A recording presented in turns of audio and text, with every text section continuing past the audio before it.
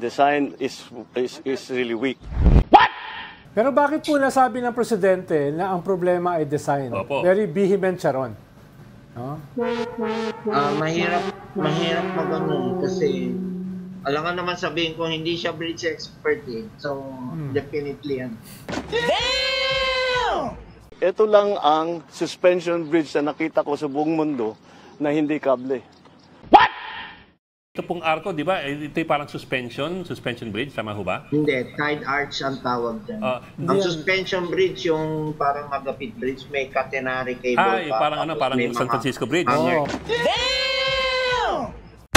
Abangan po natin yung investigation sa Senado. Baka magiging exciting yan. Baka ang ending nito kasalanan naman ng China. Kasi in-export nila dito yung pagkakalalaking truck nila. Hindi kaya ng mga bridge natin. Sana may makulong sa pagkatapos ng investigasyon. Hindi yung kulong na contempt lang ha. Dapat yung makukulong dahil kinasuhan. Dahil may probable cause.